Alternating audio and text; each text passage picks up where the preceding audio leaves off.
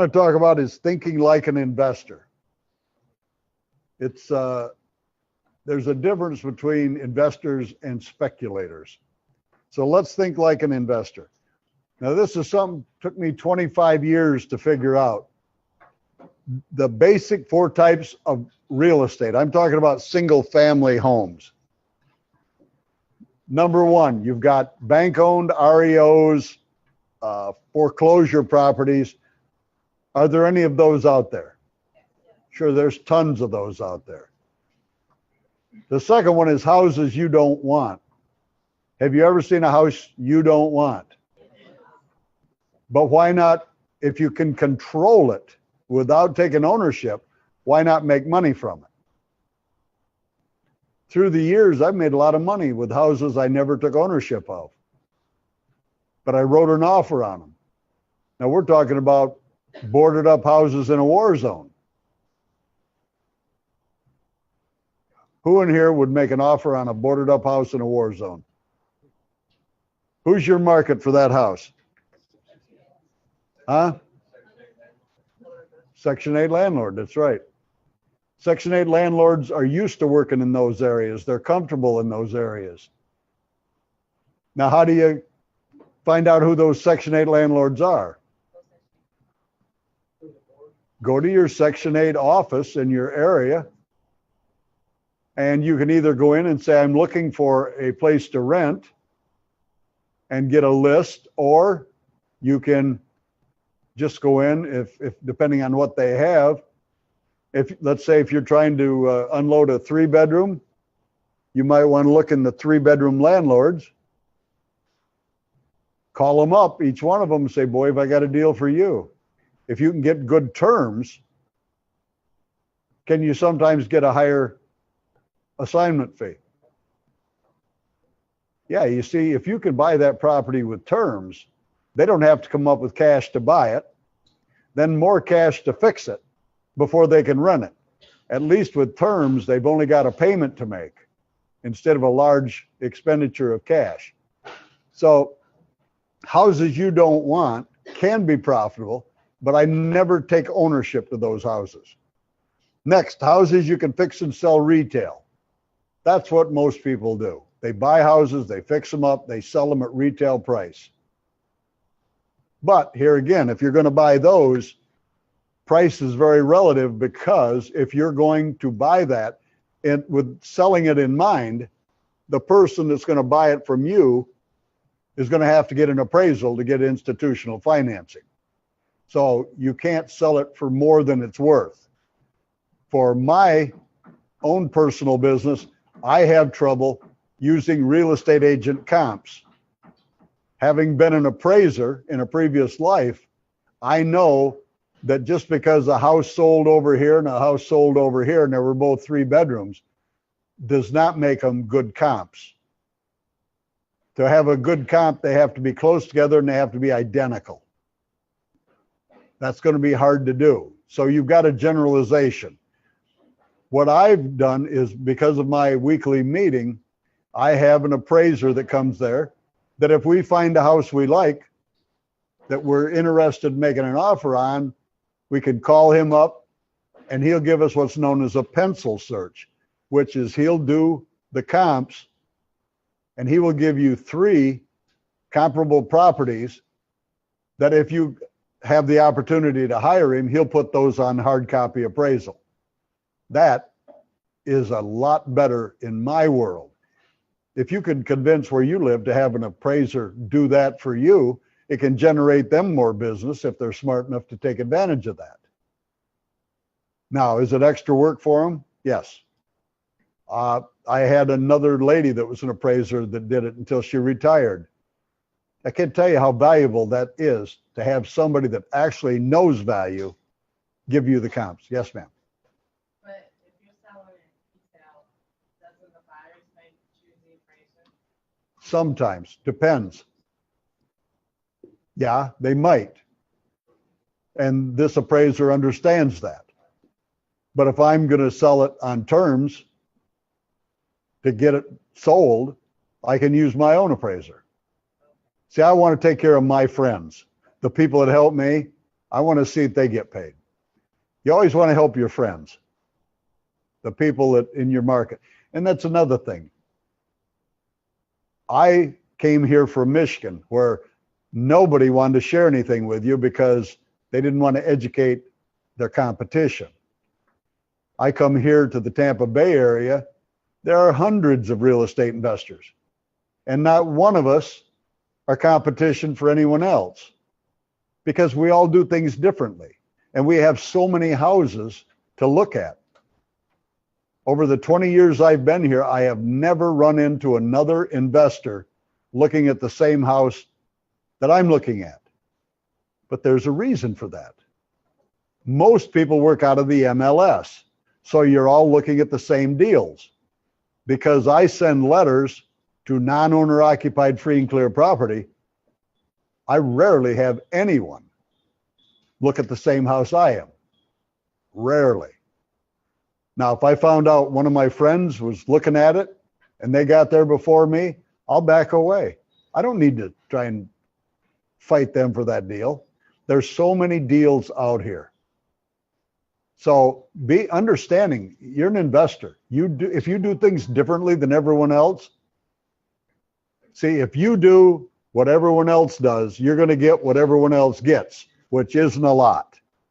By being unique and doing things differently, you should be able to pretty much control that segment of the market if you're good at what you do. That's why I'm trying to give you an idea. So number 3, houses you can fix and sell retail. Number 4, long-term income properties. So what I'm saying here is every house that I ever look at, I consider to be one of these 4. Every house I drive past is one of these 4. So understanding that each one of these 4 different types of houses, the numbers are calculated differently. Everybody understand that? So just like when I do bus trips for other speakers, I try to teach the people on the buses, look at the neighborhood going in. Now, what happens when I see cars parked on lawns, metallic colored cars with these big tires with the thin rubber on it? What does that tell me? Tells me it's a rental. If I see a lot of that, less rental houses in most cases don't have that sign of love. I mean, they're not kept like houses where people live in them. So understand the neighborhood. If I'm looking at a house in a rental neighborhood, I can't fix it up and sell it retail, can I? So I have to recognize what I'm driving into. And I look at that stuff. I highly recommend it. Now, if I see manicured lawns, shrubbery, flowers, what does that tell me? Pride of ownership. Probably homeowners. If I find a little of both, what do I have? You have a mixed rental and homeowner. But what else does that tell you? Let's just think about it for a minute. What else does that tell you? That tells me that's a neighborhood more advanced in years and declining. Does that make sense? I'm an investor. Anybody ever read the manuals that I gave you? Did you read the 40-year life cycle of a property?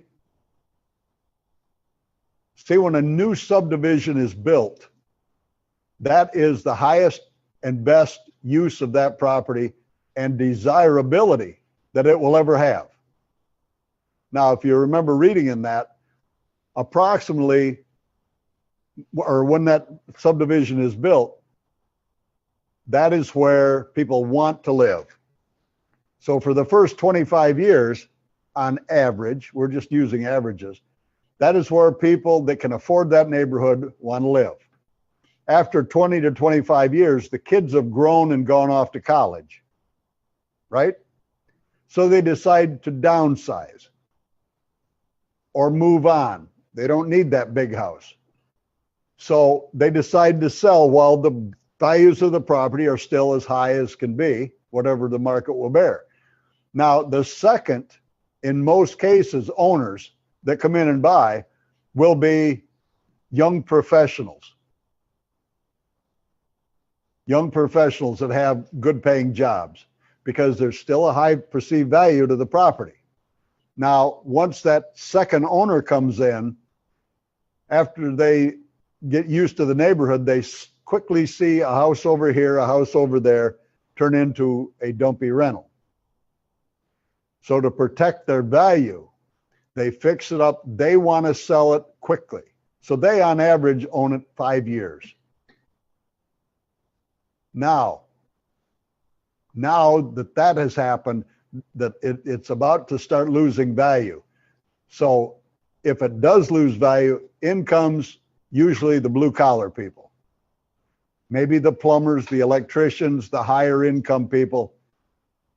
But as time goes on, the more that property, the older it gets, you'll see more and more rental properties spring up on average. So that tells me, because of the declining neighborhood, when I see some nice houses, some rentals, the more rentals I see, I know that that house is at the age 30 to 40 years where it's a declining neighborhood. It's heading more towards more rentals. Does that make sense? See, you've never thought of it that way, have you? Yes, Christy. Are you going to talk about after that 4-year period? You must have already passed that, and I'm seeing properties that are being bought up after that 4 year. Right.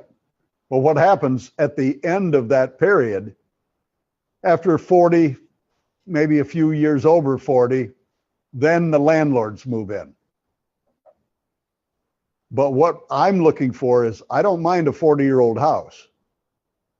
I'm looking for one over here, one over there, one over there, silently being fixed back up into a good condition.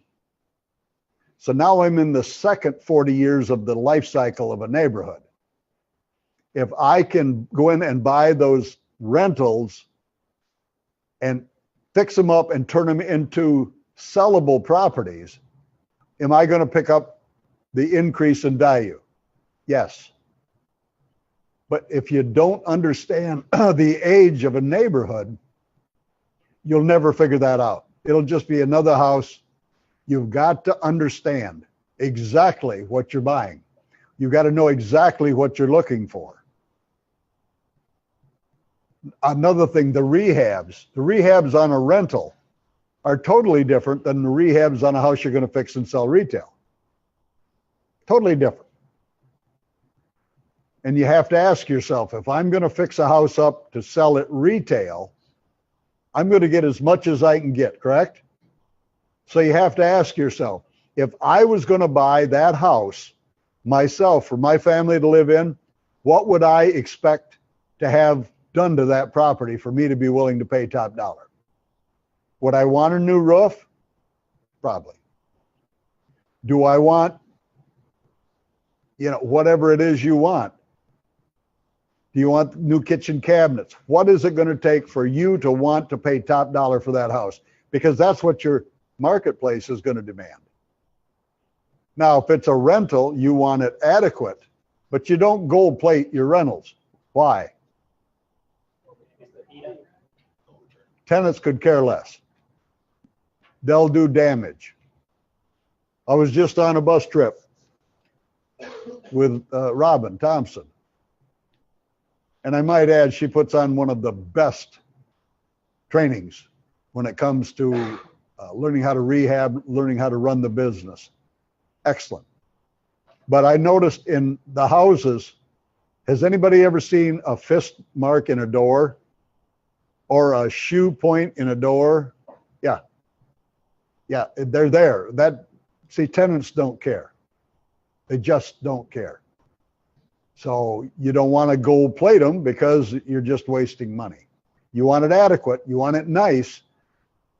But what would you, if you were just a renter, what would you expect to be done? And here's the other thing. I don't believe let's say your property will rent for $1,400 max. I don't believe you should charge $1,400. Scale it back a little bit. Why? When you charge the highest rent, many times tenants are looking for another place to get lower rent. But if you give them a rent a little bit lower, many times they'll stay longer. Pete, when he comes in today, will tell you about a tenant he had for 26 years until she betrayed him. She died.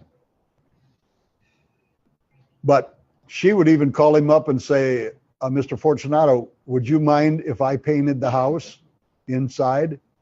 Well, what do you say? I might even say I'll buy the first gallon of paint. No, you might want to buy the paint. See, the thing is, you want that tenant to stay long term, but to get them to stay the long term, you want to make it like their home. You want them to feel like it's their home. So you got to do enough so that they feel like it's their home, and leave them alone. Take care of any needs they have, but don't bug them. If they're good tenants and they pay on time, do not bother those tenants. So understanding, I think there's only 4 types of houses. You can think what you want, but I need to know how to buy each one of these 4 types because the numbers all figure differently. So as I go through a neighborhood on the way to the house I'm looking at, I'm looking for details of what I'm going to find. Then I will calculate the numbers based on it's either a homeowner or a rental. If it's a house I don't want, I'll make an assignable contract. I will assign the contract to another investor for a fee. Why not get paid? Pass along a great deal to somebody else. I don't want to own houses in areas that I don't want to go in at night without a gun. But that don't mean I don't want to get a paycheck. Too many people, just like, well, Walter's gone. I bought a house in Lakeland. We took 7 one-ton flatbed truckloads of junk out of the house and yard. Most people would just lay on the gas, just to get away from that. Larry, when he found it, he locked up the brakes. There's opportunity there. I flipped that house. I put it under contract, taking it subject to $9,528.70 was what was owed on it. And I had a buyer's list. That's another thing you need, is a buyer's list. I assigned my contract to a guy by the name of George Delk, who lived in Bartow, for $20,000. He paid the closing costs. I walked away with $10,021 and never took ownership of the house. Can anybody do that? But do you have the courage, or do you just have to do pretty houses? Because you got an ego. I got an ego, but it's connected to my bank account. I want to make money from houses. I'm an investor. I don't need to do just pretty houses for bragging rights. It's about making money. If I want bragging rights, I can do a few houses you can fix and sell retail. Now, I never do foreclosures, bank-owned or REOs. Never, ever, ever, ever. I won't. Why? What? Takes cash, that's right. I'm not going to pay cash. Why wouldn't I pay cash? If I've got cash, I can buy many houses with terms. I was going to check and see if I had that slide in here. I had a guy come to this training a 3 years ago. On the 3rd day afterwards, he said, Larry, will you come out to my car? I want to show you something. So I went out to his car. He opened up his trunk. He had a satchel with $100,000 cash in it. He had saved for years. That was his life savings. He wanted to buy a house to live in for his family. And I said, well, I surely wouldn't spend $100,000 to buy a $100,000 house. I think that's bizarre. I said, remember, I'm an investor. What you might do is take 10,000 of it, buy the house you want if you can get seller financing terms on it, right? So if I took 10,000 out of that 100, how much do I have left? 90,000. So I got the house to live in. And let's say the payment on it is $900 a month. I got 90,000. What if I took that 90,000, divided it up into $10,000 piles, and I bought 9 rental houses worth 100,000 each? Got seller financing terms on them. Now, each one of those rentals cash flows $100 a month. What have I just created? Well, I've created, instead of buying one house worth 100,000, I can control $1 million worth of real estate. And the cash flow from the rentals will make the payment on the house I live in. So I'm not only controlling $1 million worth, I'm living for free with the same money. That's how an investor thinks. Not here, I'll just throw the money here. I'll go borrow money. And when you get around people that are seasoned investors, not the guys in your area that spend money like it's water, just like Pete, we don't know how many 100 houses that family controls. But I'll tell you one thing, him paying cash, he says paying cash is for the intellectually challenged people. And I just want to say what that means is they haven't been trained how to do it any other way. So I want you to think like an investor, not like a speculator. Houses in the foreclosure, upside down or in foreclosure, the owner owes more than the property's worth. Do you ever find that? Sure you do. So what am I going to do with that? Absolutely nothing. Bank-owned properties, properties currently in the foreclosure process, properties currently in a bankruptcy. Now, when you're dealing with a house that's in bankruptcy, you cannot go to the owner and make a deal. They can't sell it to you because once they filed bankruptcy, it went into the hands of a bankruptcy trustee. You have to deal with a bankruptcy trustee, and their obligation is to see that creditors get paid as much as possible from the assets the bankruptcy has in it.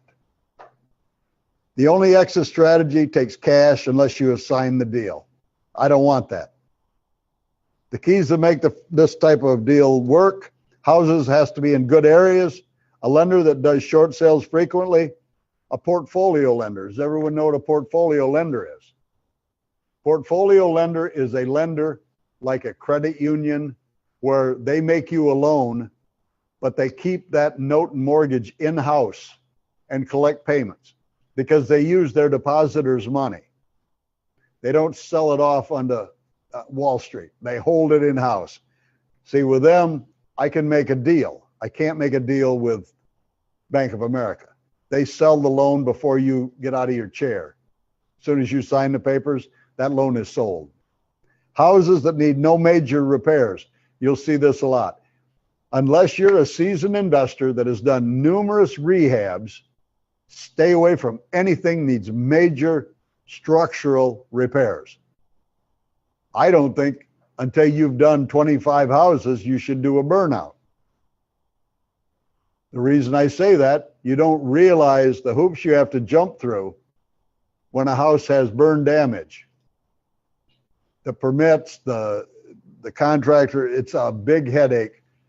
I would stay away from it. Houses currently in the foreclosure process with a large private second mortgage. That, now I'm interested.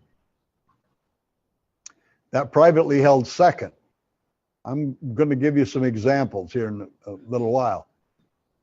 If it's got a privately held by the seller second mortgage, now I may be interested. Does everybody understand seller second mortgages? All right, I'm going to sell my house for $100,000. The bank requires 10% down. That's 10,000. So they'll only do 80% loan to value, right? So they'll lend 80,000 plus the 10,000 down payment. But wait, how much does that total? 90. I'm selling it for 100. So I will carry as a seller a second mortgage for that other 10 that you make payments to me every month. Everybody understand that? That second mortgage held by the seller can be money in the bank. I'm going to go over a scenario later that might give you some ideas how to profit from those. Discount the second mortgage and take over the first, subject to. You can do that, can't you? What's the problem with doing subject twos?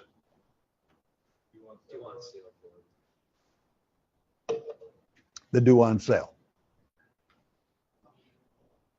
Because ownership transferred without the bank's knowledge. Can they call it due? Absolutely.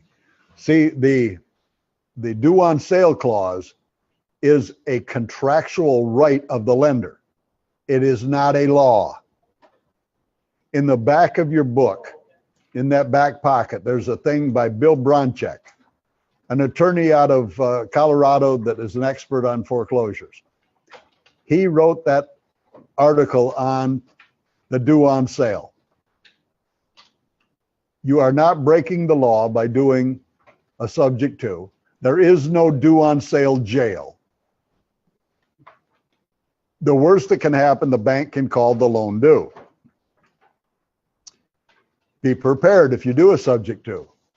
Have someone, just like Dan that was sitting here this morning. He's got a couple bucks. If I took a property subject to and they called the loan due, I know it would take one phone call to Dan. Dan, I got a subject to, they're calling due, I need this much. Have you got it? Now I've got the money. I pay off the lender. Now I pay Dan every month. See, financial friends are critical to your financial future, believe me. A lender that will allow you to buy the first note and mortgage, then restructure the note with the borrower if you choose. See, I may try to buy the first that's in foreclosure. Sometimes they'll sell, especially if it's privately held, because if it goes into foreclosure, they're going to spend a lot of money and they may not make as much as they thought if it goes to sale. So if I buy that first mortgage, I'm going to buy it at a discount, right? As low as I can buy it. Now, I have options with that bad note. Number one, I can continue the foreclosure, can I? I mean, I'm owed this. I bought it at this. Can I make a spread? But see, in my world, I would rather go to the people living in the house and say, do you want to stay? And if they say, oh, yes, I'll say, well, why aren't you paying? Well, my husband lost his job and we're not making as much as we were. Oh, well, the payment is $860. If you want to stay, how much can you afford? Well, we can afford $700. Okay, see, I can then modify that note to take the payment from $860 to $700. But to do that without violating Dodd-Frank, what I'll do is I'll leave the face value the same. I'll extend that loan out so that the payment equals the amortization. Now, did I harm those people by adding years on, or did I give them a chance to make it right with what they could afford? Yeah. Yes. Can we go back to the one before this one, where you said to discount the second mortgage? Do you call them up and say, I'll give you that over as a upfront, or how does that? Well, I don't use those words. You're talking about the second? Yeah. If the first is in foreclosure only if the first is in foreclosure. I may go to the holder of the second and say, look, we know the house isn't worth what it was paid for. Values have gone down. And in some areas they have. If this goes to the tax deed sale at the courthouse steps, you're probably going to get wiped out. You'll get nothing.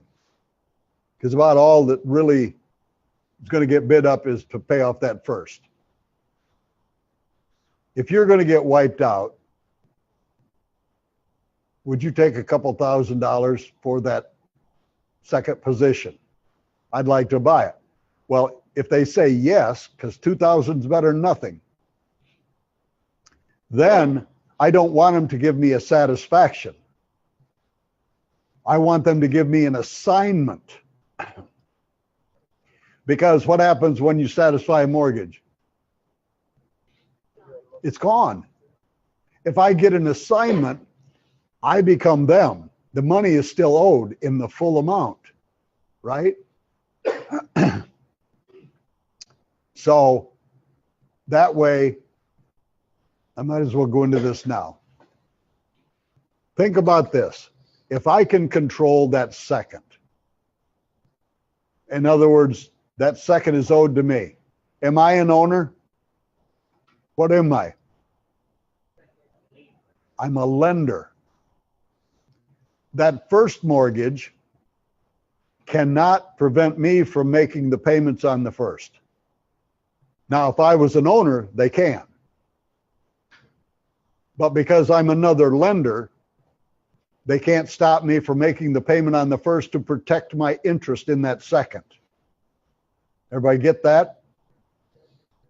Now, what if I got the people that were leaving the house, going away forever? What if each one of them gave me a power of attorney for that property? Now can I act as though I were them? But I don't have ownership, do I? That's important. I don't want ownership. I want control. Now, with that power of attorney, I can rent the house to give me the money to make the payment on the first. In other words, I bought that $30,000 second for $2,000. But because I'm a lender and I got the power of attorney, I now have the power to act as though I was the original, and I can rent the property to give me money to make the payment. They can't foreclose me. I'm another lender. I'm not an owner. So as long as the payments are getting made, will I ever own that property? No, I won't. But could I, what if I did this long enough until the first got paid off? Then what do I get to do with all the money? Huh? Put it in my pocket until they sell it for tax deed sale. If I don't pay the taxes. Now, in that case, would you have to catch them up on the first? I might have to catch them up. They may work with me because I'm a lender. Follow me? See, you have some great options. I'll never own the property, but I may be able to go on with that as long as I pay the taxes and insurance forever and never take ownership. Who actually owns it? I don't know. The original people. But they're gone. They have no idea what you're doing. If they come back, I got nothing. I got 2,000 in it. I've made a lot of money over the years. Could they have it back? Yeah, they might. I don't have to fight them for it. Bert, you have something? Yeah, so the, How do you? Yeah, from the original work, so you answered it. Well, the thing is, I gave them some money so they could move. I got the right to get the paperwork from the first mortgage so that I know when the payment goes up. Why does the payment go up on the first? Taxes, insurance, if it's escrowed. Here's the problem. When you take a property subject to, I've seen this happen, the payment's $700 a month. So you take it over, the payment's $700 a month. You pay $700 a month for 3 years. All of a sudden you get a notice in the mail, you're being foreclosed. Why? You've made every payment on time. Why are you being foreclosed? Because you didn't have the owner say, send our property manager the statements in our absence. So when the payments go up, you paid the old payment. So what they do is they take your checks and put them in a drawer into a suspense account because they're not the right amount. It doesn't balance in their computer. So even though you've paid, you're being foreclosed because it wasn't the right amount. That's why you want the lender to know that you're to receive the payments or the every month, the statement, or for any increases, so that if it goes up, you know to pay the right payment. Very important. So even when you do a subject to, there's stuff you've got to do. We're going to go through that whole exercise before we get out of here. Any questions? Can you clarify something for me? Because I was told that you can't infer them. You can't market the houses that are in pre-foreclosure. You're not supposed to. That's nationwide. If the property is in foreclosure, you cannot contact the owner. Neither can an attorney. Nobody can contact them to buy their house. And gee, if you sent them a letter, you just violated the law, even if you didn't know it was in foreclosure. See, I send letters out to a lot of people. If that property was just gone into foreclosure, I could be in violation if they wanted to pursue it, right?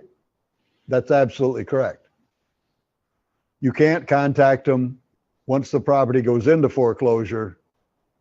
I know I've got students that want to buy a list from my list broker of the 30, 60, 90-day late properties. That's a pretty sensitive thing to be doing. There's a procedure to follow, because who's supposed to know that you're 30 or 60 days in arrears? Nobody. That's private information. So you got to be careful. Matt? Did you go straight to the bank for those pre-foreclosures? Yeah, you can. Why would you? Did they work on a deal? No, they want you to assume the mortgage. Or if you just paid it off all cash? Why would you pay it all off when I could buy 10 more properties with that same money? I know what you're talking about, your deal, but see, just like I told you when we first met, to me, the kiss of death of all new investors is to have good credit and some cash. Kiss of death. Because 100% of the time, they'll pay too much for their properties because they can and they don't know any better. No disrespect, but it's true. You got to learn. If I got to put all my money into one deal, now all my money's gone until I get rid of this one. And if a better deal comes along, what am I going to do? Can I borrow hard money? Not on a long-term property. See, you got to think through these deals. I just don't believe in paying it off unless I just have to. It's your choice. Like I told you, it's your choice what you do with your money. But I just want you to think of both sides of the coin.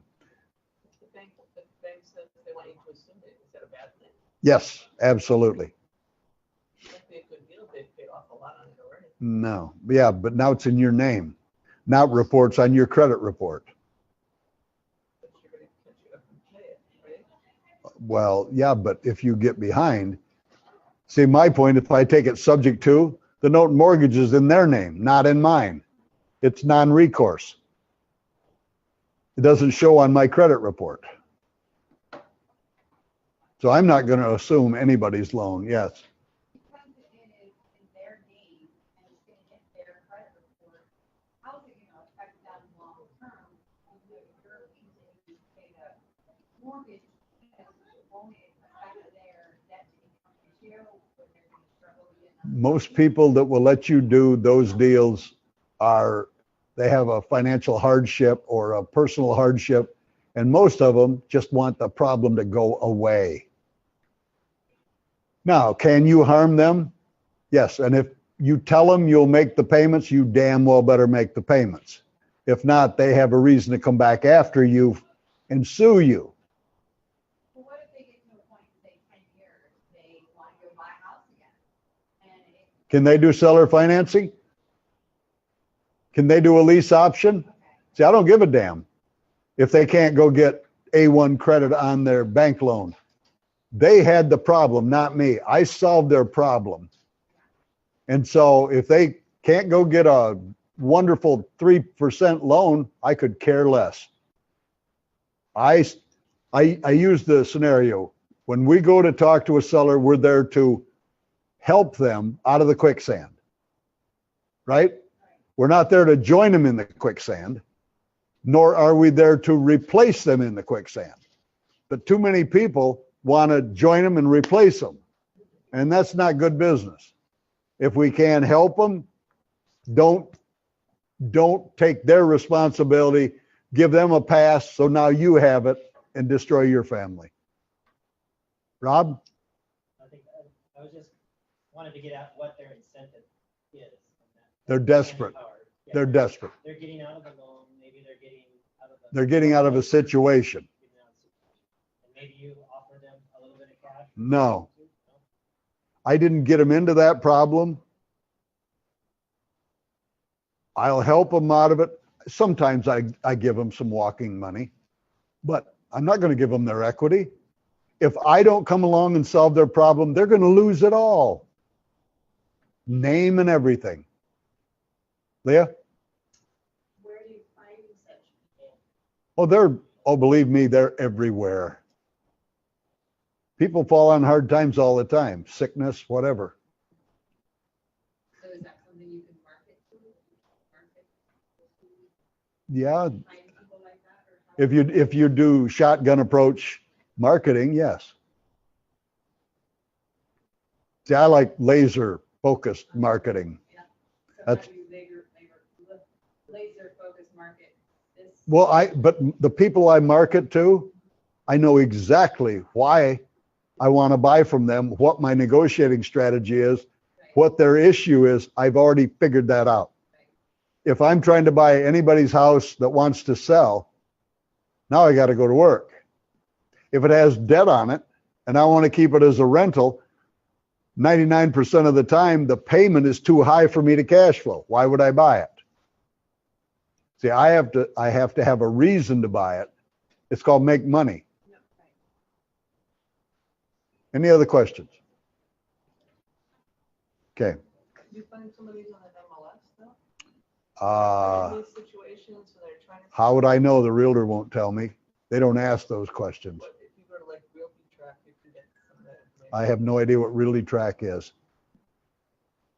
I don't deal with realtors. I don't deal with banks. It's a website that you pay a subscription per month and it lets you know what's owed on the mortgage and the loans and stuff like that. Get ready with a button. Cold day in hell when I pay that. See, I know my market.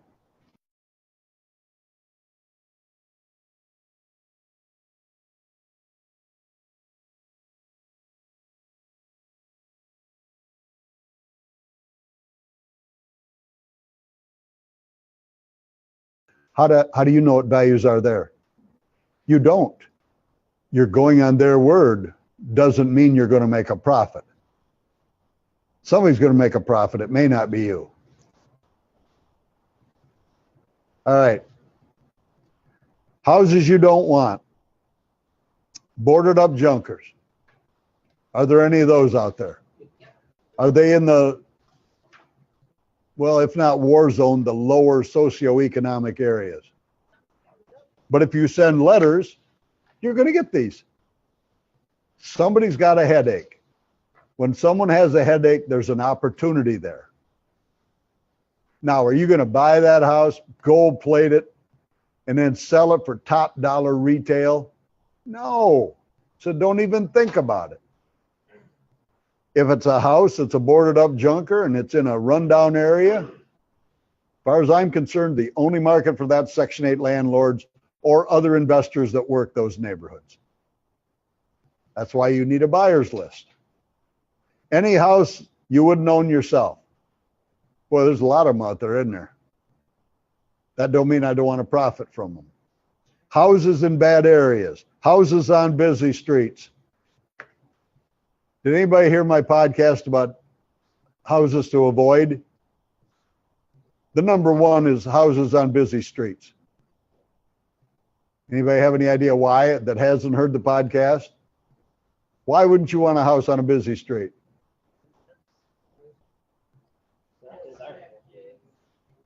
No, noise. They don't like to back out into heavy traffic. They're afraid their dog or their child will run out into traffic and get hit by a car. It's got too many negatives. So if it's on a busy street, I want to be at least 2 or 3 streets off the main street where it's quiet, where kids do ride their bikes in the street. Houses that are functionally obsolete. What does that mean? Well, you got to walk through the bathroom to get to a bedroom, or you got to walk through a bedroom to get to the bathroom, or it has 7-foot ceilings instead of 8-foot ceilings, or it's a chopped up mess where the rooms are not laid out with any flow to them. You see, the buyer of today wants nice places that flow, that have adequate space. They don't want a 7-foot ceiling. They want an 8-foot or a 10-foot ceiling. Some want vaulted ceilings.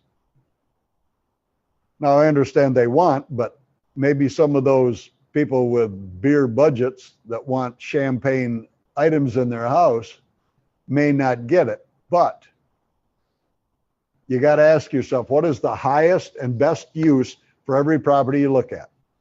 What do I mean by that? If I buy this house, the highest and best use is it going to be to sell it retail because it's in a good area, it's got good bones, it's got good structure, or is the highest and best use a rental?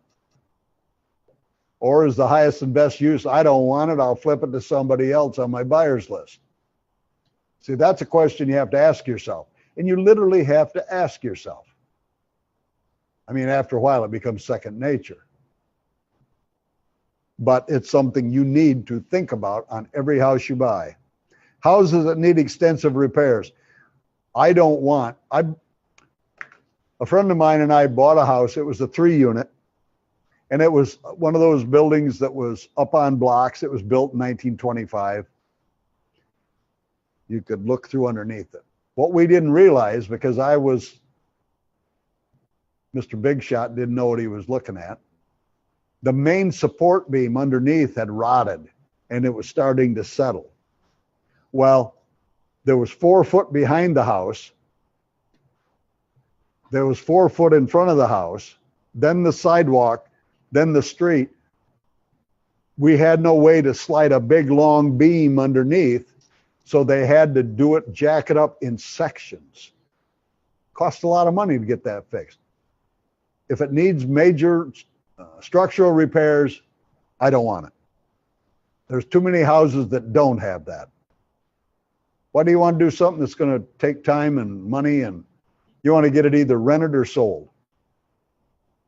The key that makes this type of deal work: build a buyer's list of all 4 categories. Get the properties under your control with an assignment, purchase contract, or an option. Know what your buyers want.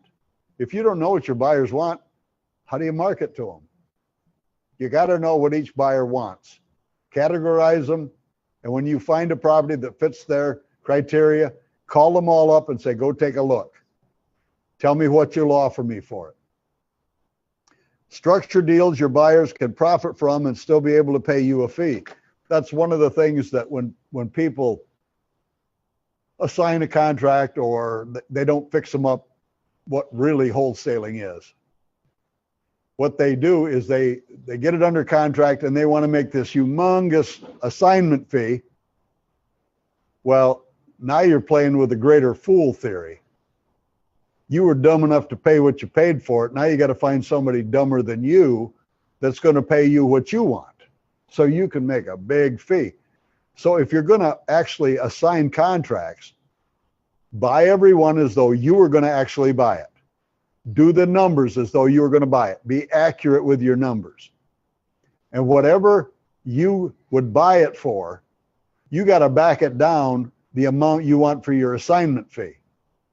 That way, if you sell it to another investor, if you're lucky enough to control it, they can do the deal, make the fair profit, cover their costs, and still afford to give you your fee. If not, so you bring me a deal like that, that's exactly how I'm going to look at the numbers. And if your numbers are too high, gone, I don't want it, buy. I've never been able to buy from a wholesaler. Number one, if I'm trying to sell a house to a wholesaler, no matter what I paid for it, it's too much. They don't want it. If I try to buy one from a wholesaler, they want too much, too big of a markup, and then my numbers get crunched. Because anything I pay above my actual costs comes out of my profit. Because those are real costs that we calculate into the deals. So I don't want it coming out of my profit. Get terms, if at all possible, houses that need no major structural repairs. Houses you can fix and sell retail. 3-bedroom, 2-bath, or 4-bedroom, 2-bath houses are what is in demand in today's market. Let me ask you, ladies, are you just dying to move into an 800 square foot house with 8 by 10 bedrooms and little bitty 4-foot closets and a little bathroom where your knees are rubbing up against the tub when you're sitting on the toilet? Oh, yeah, I want to bring all my friends to see it. Yeah, and then you got that little bitty kitchen. Is that what you guys want? Is it a tiny? 800 square foot? Yeah. No. Well, then no. See, St. Petersburg has thousands of these little houses built in 1946. They're 2-bedroom, 1-bath, 800 to 1,100 square foot. 1-car garage on the left or 1-car garage on the right. Now, through the years, those garages have been filled in and they become a 3rd bedroom, right? Well, they still have the small bedrooms, the small closets. And you see, when I buy a 2-bedroom, what I've done is I've eliminated in my market, and I believe in yours too, 75% of the buyers out there. Why? The only people that are going to want a 2-bedroom is a single parent with a child or a couple with a child, an older couple, single person. But if they have 2 children, a boy and a girl, they got to have a 3-bedroom, don't they? So I've eliminated so much of my marketplace by buying those smaller houses. Same with condos. Have you ever read the book Death by Condo? Yeah. But I live in one. It's okay to live in it. Here's the deal with condos. Just my opinion. If I buy a condo, I have to live by the association's rules. They tell me what size pet I can have. They tell me when I can run my dishwasher, how late, how early. So if I'm going to buy a condo, I want to own 51% of the condos in that complex. Then we live by Larry's rules. I will not buy a condo in a complex where it has homeowners, people that own them, live there, and rentals. Never. Because older people and renters do not mix. It's a constant problem. Old people want quiet. They don't want a bunch of wild, crazy kids running around. So I will not buy condos unless it's all older. I don't like the 55 plus. But did you know that up to 25% can be young people, younger than 55? Federal law. My daughter, youngest daughter, when they came to Florida, they moved into a mobile home park, 55 and older, and they were 26. And they told them, you can't live here. And she called me. That's all they could afford. And I said, you go back and tell them. And she went back and told them, they said, here, just sign right here on the dotted line. Now they're quiet kids. They're not wild, but they have to accept you if you qualify, and they surely qualified. But my point with the condos, if it's an older group of owners, I will buy it to try and resell it. But I will never, if there's owners, try to rent the place, because all I'm going to have is phone ringing off the hook. Never again. So 3-bedroom, 2-bath, or 4-bedroom, 2-bath. Houses in the first 40 years of the neighborhood's life cycle. Nice houses in good areas. Who turned up the thermostats?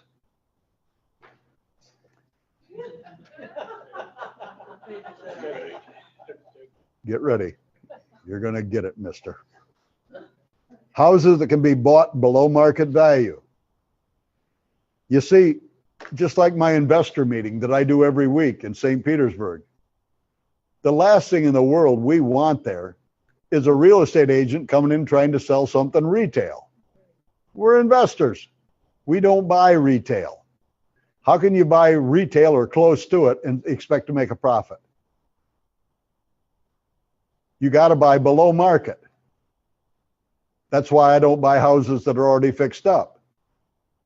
If it's already fixed up, you see, if I can buy it below market and it takes me, there's 40,000 below market and I can fix it for 20, I can make 20, can't I? So I've got to have a place to be able to make that profit. So I want houses that need work. I don't want pretty houses that don't need a lot. I want to be, because a little bit of work doesn't give you enough area to lower the price to make it profitable for you. I'd like to make a minimum of 10% on a short, quick turn deal. 10%? Is that enough? Not really. You're never gonna get rich at 10%. But you got to buy them extremely well to get 20.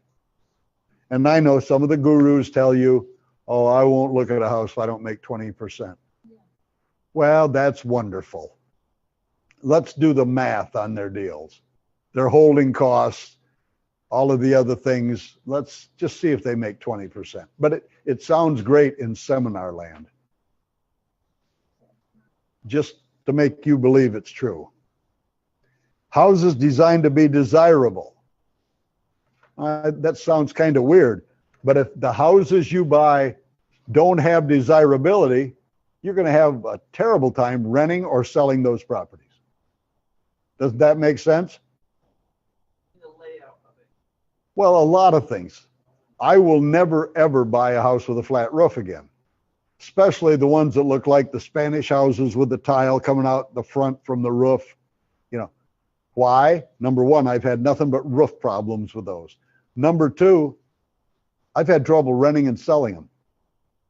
It's just not a design that today's buyers want, even renters. I don't think we have any first now. Oh, we've got them here. They're ugly and sin. And the roofs, always a problem with the roof. Until you spend a lot of money to get it changed to where it's not the old tar and tar paper. Houses that do not need major repairs, absolutely. The key to make this deal work, houses in good areas only. No 1 or 2 bedroom or small houses.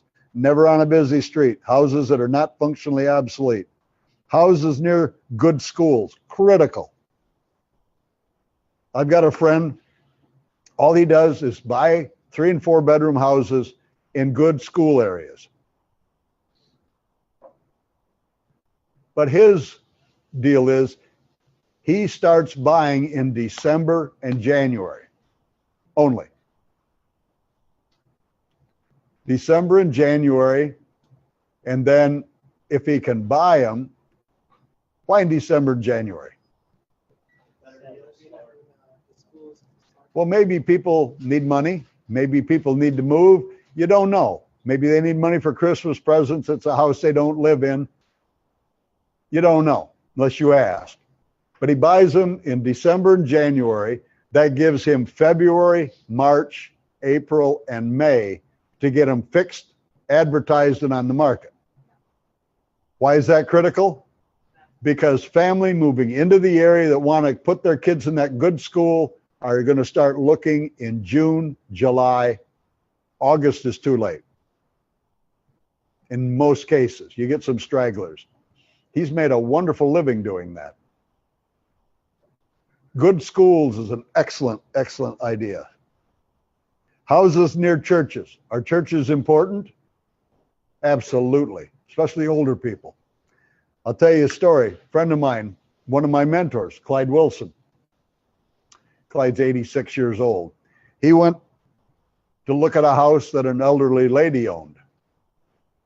And when he went to see her, she wanted to sit out on the front porch. And so when he started to talk to her about it, she wanted all cash. And Clyde says, well, would you mind telling me what you want the cash for? And she says, I want to leave the money to my church. She had no family. She wanted to leave all the money from the house to the church. Clyde, being an excellent negotiator, said, well, is there any reason that if I agreed to pay you by the month for your house, while you're still here on earth, you can use the money for your expenses?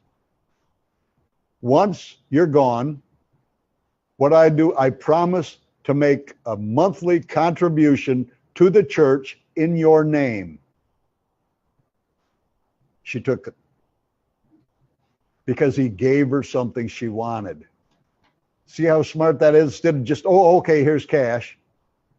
He did what made her happy. And he got it on monthly payments. See, to me, that's smart investing. Why would you give her cash? Ridiculous. Unless you're lazy or you don't know any better. You try to use as little of your cash as possible. And I might add, Clyde's got a lot of money. Neighborhoods where people will be proud to live. Long-term income properties. Houses a tenant can afford. Properties that will pay for themselves. You do realize each rental income property is a business unto itself. Each one must support itself. It must bring in enough income to make the payments, cover the expenses at a very minimum. Hopefully, you buy it right so you get a monthly cash flow. But each one must stand alone. You can't buy a bunch of them, some are above, some are below, and you try to balance it, doesn't work. So when you buy a rental property, it must pay for itself. But the tenant has got to be able to afford the property or you can't afford to buy it. In the rent they pay, yes. Each one would be its own LLC. No, it's just its own standalone business. So if a tenant can't afford it from the rent they pay you to cover all those expenses, you can't afford the house. Houses located where people don't mind living, non-owner occupied houses in most cases. Why? So you can get terms. Houses that do not need major structural repairs, that are not functionally obsolete. Houses that can be bought in a way so it will cash flow each month. Critical. If you don't buy them that way, how can you cash flow them?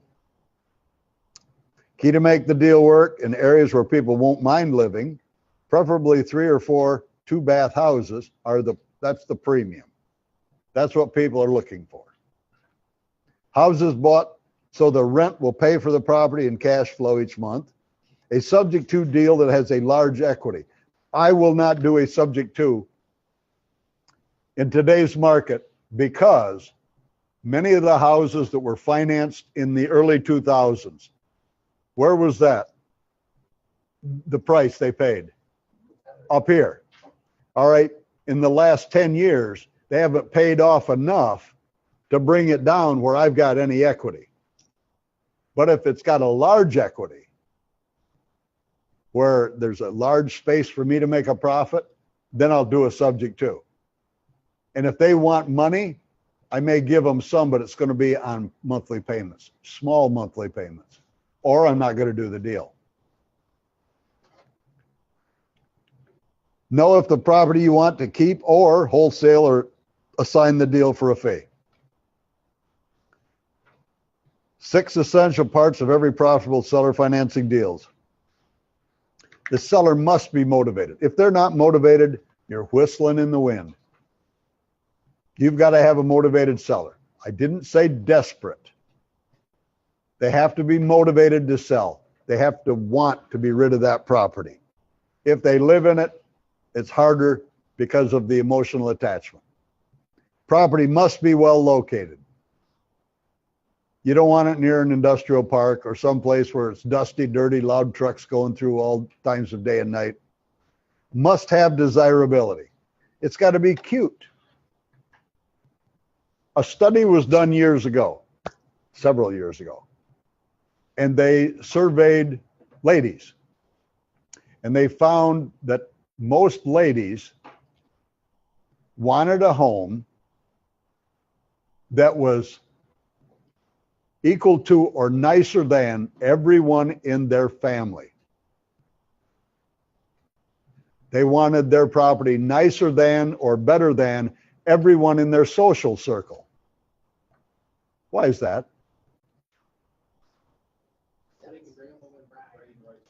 Number one, they want to be proud of what they have. Number two, they want their friends to think well of their home. It's an emotional thing. The ladies wanted something that they were proud of, proud to raise their family in. See, just by knowing that gives me a heads up on what to look for. Another thing, the ladies buy the house. Men don't. See, us men, we just want a place to put our tools and our golf clubs, and then we need a couch to lay on and watch football game. That's all we care about. The lady wants a nice kitchen, nice bathrooms, laundry area, a family area, the great room in today's market on the split plan. They want those nice things because it's their family living there and it's their convenience. On Robin's bus trip, we saw a little galley kitchen, cupboards on both sides and on the end, and it was 4 foot between cupboards. So you could work two-handed. Is that a big selling point? How many in here would love that? Oh boy, I tell you, you guys are getting so spoiled. But see, that house, and there was no way we could expand that kitchen because on one side of it was the main hallway. The other side was the water heater, the air handler, and the laundry. So there was no way to spread that out. That is what's killing the deal on that house. The rest of the house was fine, but that kitchen kills the deal. Nobody's going to buy it, and I don't know how to fix it unless we want to spend a lot of money and move the kitchen to a different part of that area. And that's going to be expensive. Can't be functionally obsolete. That should not be upside down. I don't mean literally, I mean financially. You can't owe as much or more than what the property's worth. No structural, you got to structure the deal creatively. The profit you make from any deal has nothing to do with how much money you paid for a property or how much you sell the property for. It's how you structure the deal. That's the truth. I can structure a deal that'll give me continual paydays every month. You sell for cash, you lose a third of it. You got one payday. I can get multiple paydays. So it depends on what you want. I think over the long run, I make far more money. But it takes time injected into that formula. Any questions? It's 3:30. You guys want to take a break? Oh, sure. Am I boring you to death? No? You got me off, bud.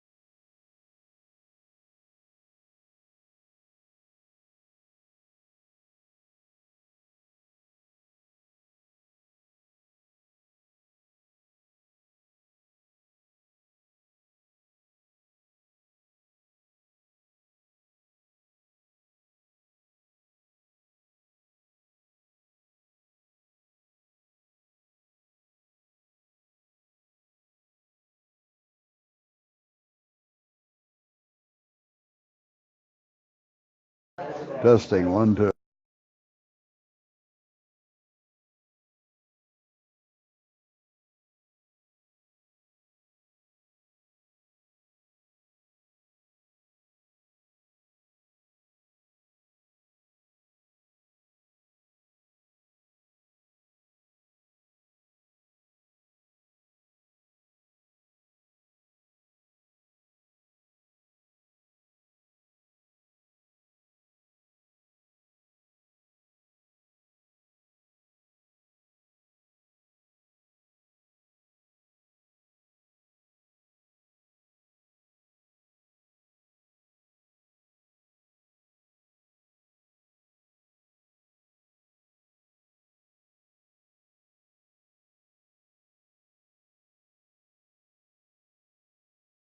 Day the rest of your life, you just made a small fortune and the cost of this was irrelevant.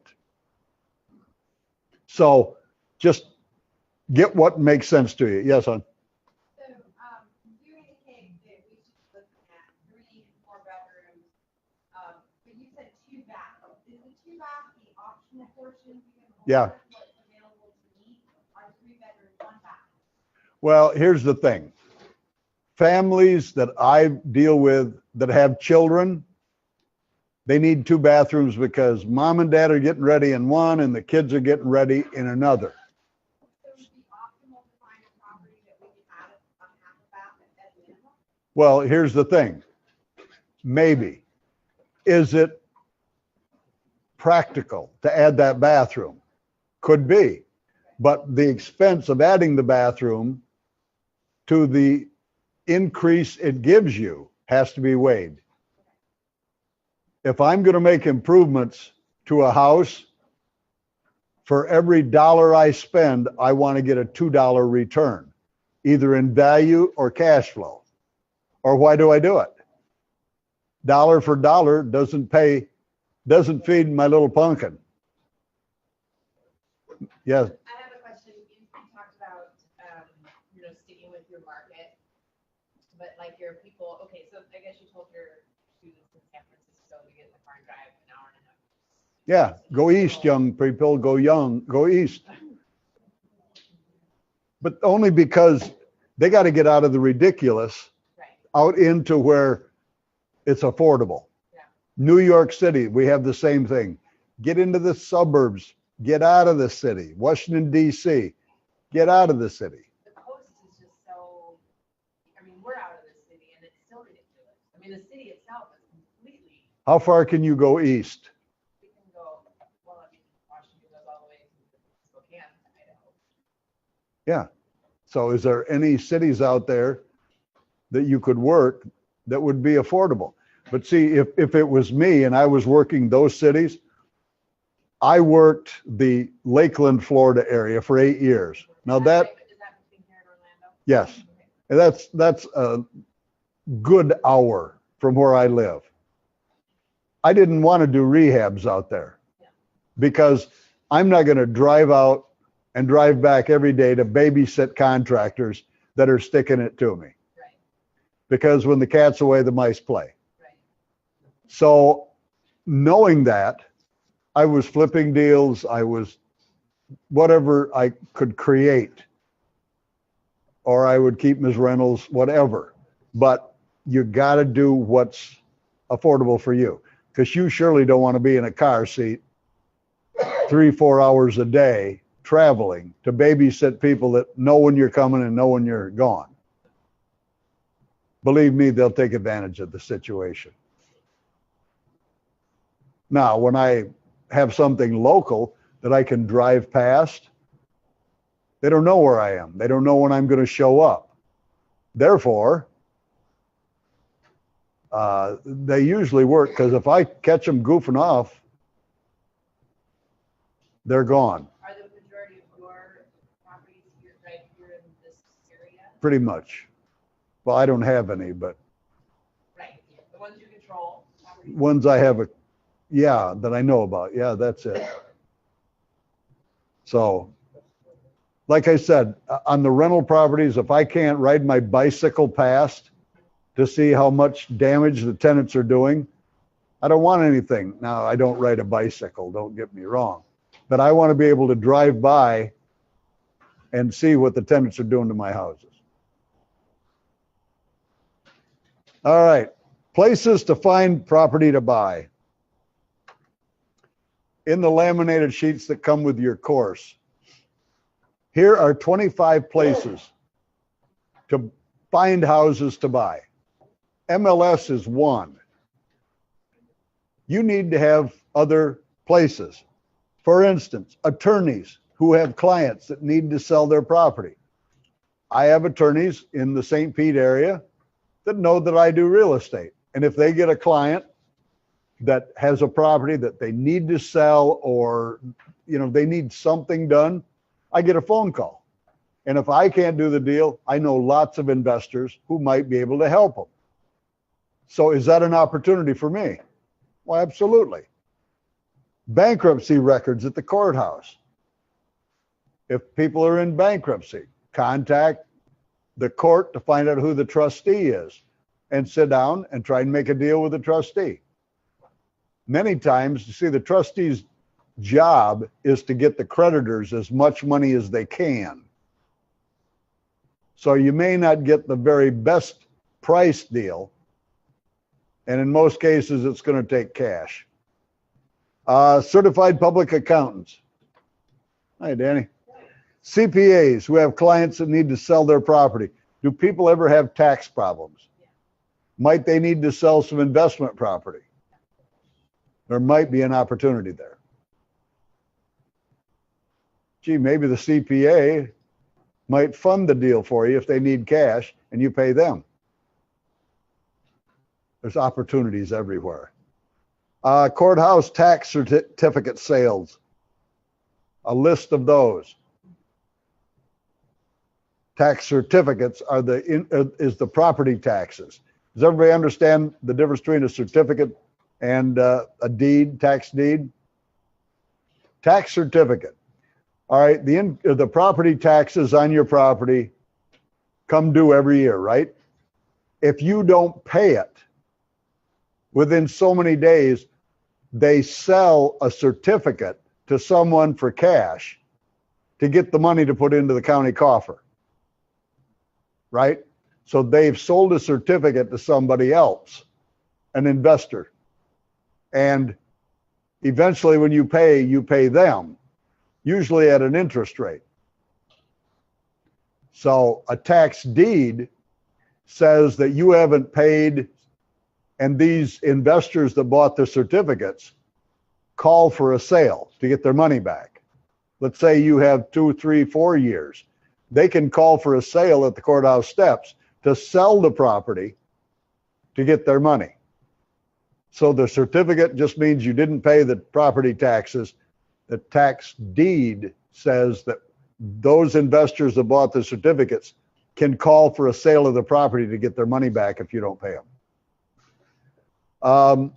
Send letters to non-owner occupied free and clear properties. How about expired listings? Is there any opportunity there? Maybe, if you can get a list of them. Craigslist. I personally don't like Craigslist. You might, that's up to you. I find it hard to find a deal I can work with on Craigslist.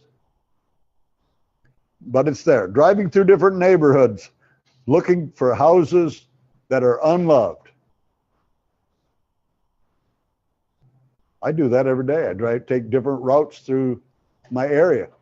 I'm looking for a house that needs tender, loving care. Will I get out of the car and knock on the door?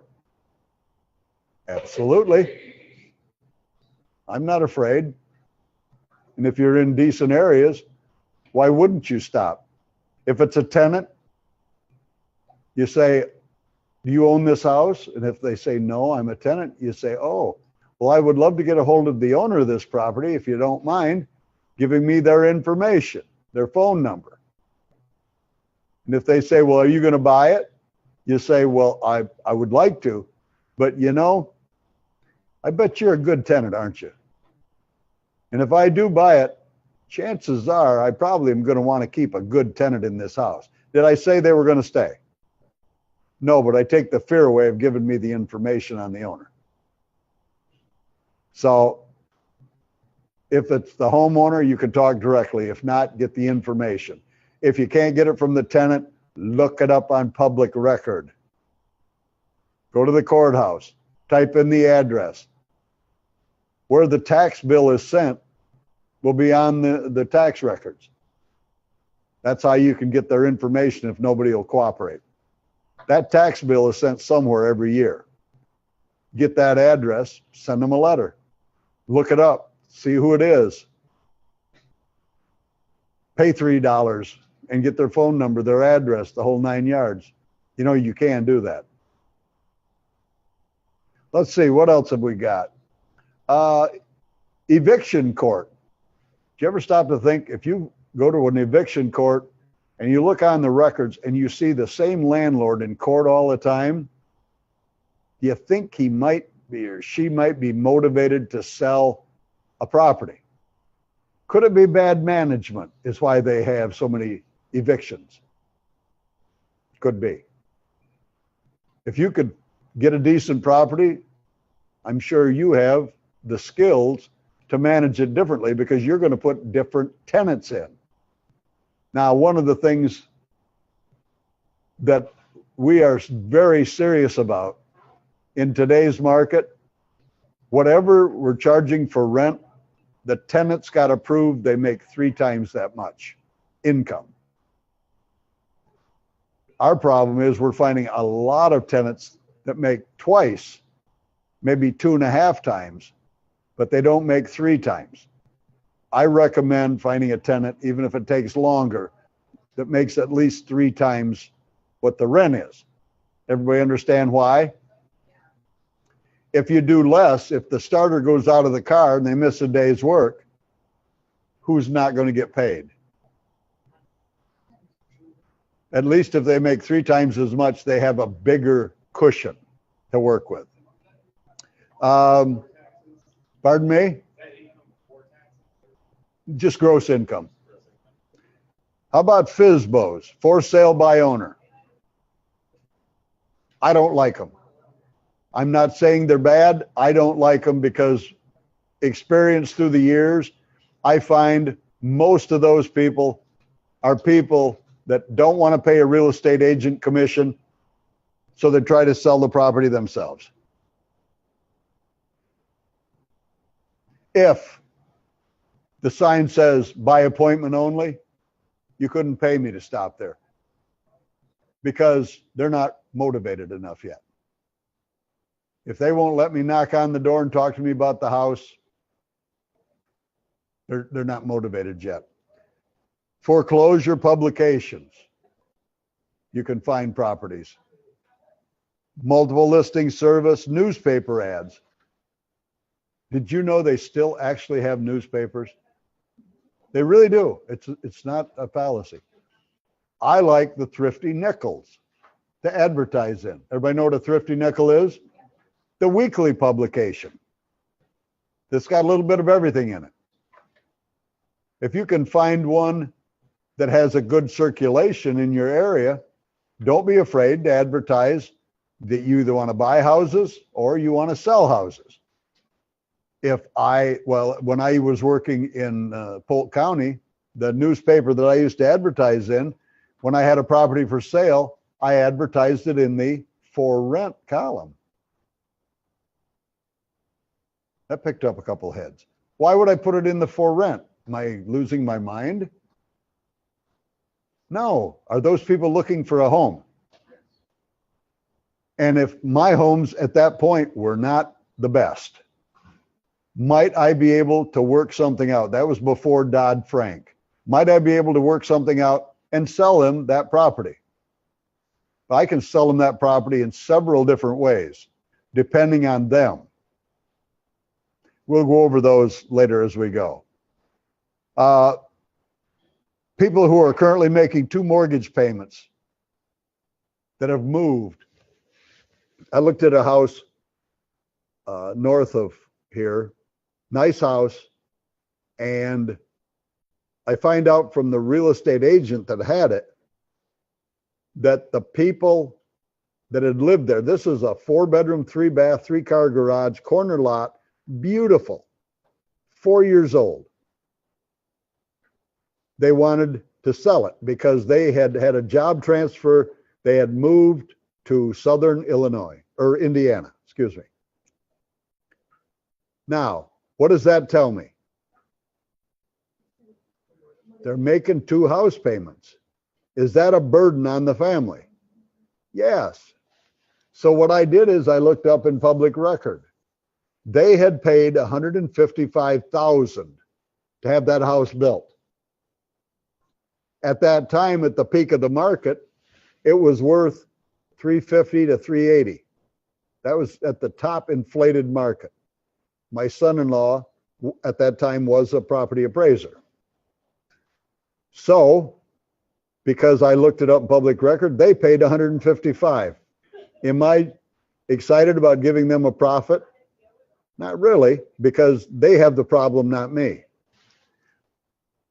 Now, my in-laws were with my wife and I when I made this offer. They were so embarrassed that they went and sat in the car because, you know, when you go to buy a house, you have to pay what they're asking or it's embarrassing, right? Wrong. I offered loan balance not to exceed $155,000, and I would pay the closing cost. Fair offer? I was going to take them out at what they owed on it. You think about that. If they had a $1,000 payment, did I just increase their monthly cash flow by $1,000? They wanted to get rid of it. Now, the only reason I can find that they didn't sell is because the interior had black walls, bright red, bright orange, bright fluorescent yellow. I mean, it was ugly. But nobody had bought the property. So that night, we were sitting at the kitchen table having coffee, get a phone call from the real estate agent who said, well, got some good news and some bad news. Well, what's the bad news? Well, they won't take your offer. Nothing ventured, nothing gained. I said, what's the good news? They won't take 155, but they'll take 175 if you pay the closing cost. Okay, now, into the property at about 190. I should say my partner was in it at 190. So what do you sell that property for? That's a resaleable property. What do you resell it for? Anybody throw out a number? 220. 250. It's worth 350. What are you paying, 150? Huh? You're paying 150? 175. With closing costs in about 190. What do you do? See, it's decision time, yes. Paint it, ask for full value. See, there's no wrong answer, is there, folks? Todd? I was going to say you'd offer that full and then say there's terms. So. Couldn't sell it on terms. The guy that I was doing business with at the time, who's now passed, wanted to get the money out of it. He put up money, he wanted money out of it. So we put it up for sale for $219,900. Put an ad in the paper. Come steal our house. Kick me, I'm down. Please take advantage of me. I'm desperate. Must sell. And that brings all of the bloodthirsty people out of the woodwork, believe me. At $219,900, let them pay the closing costs. What did my friend make on that property? Got into it at 190. He made $30,000 and never touched the property. Was that okay? Somebody got a great deal. Could he have gotten more? Yeah, but it was a matter of time. He sold it quickly. You have to determine what you want to do. That's what he wanted. People that have had a job transfer, same thing. They're making 2 payments. A recent death in the family. Do not call when you see the obituary notice in the paper and immediately call. The body's not even cold yet. If you call, you're going to get an earful, believe me. I've never had that much disrespect that I would do that. 30 days seems to be a good time frame. If the family members are going to sell the house, what I look for is family members that live out of state. I want people, the kids, do they want to be long distance landlords? Do they want the liability? Do they want to have to pay somebody to mow the lawn? Many times they want to get rid of the property if they live away. So I can offer them cash, or could I offer them a little bit more for terms and rent the property? We have actually done it where some wanted cash, some wanted terms. So what we did is, instead of making it fair across the board, and let's just use for round numbers, 50,000 to each kid, 200,000 for the property. What we did was, the ones that wanted cash each got 25. And the ones that would take terms got 75. Was that an incentive to take?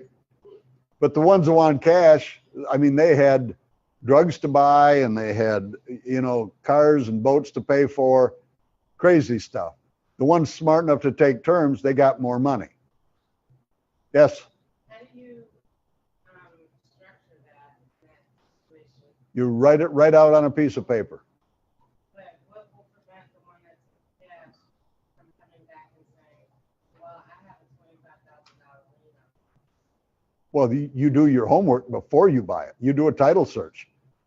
If there's a lien on it, they'll clean it up, or I don't buy it. No, what I mean is, if you're doing terms. I'm paying on terms. I take ownership. I get the deed. I'm just paying them. They're not buying from me. I'm buying from them. What else do we have here? Recent divorce or legal separation.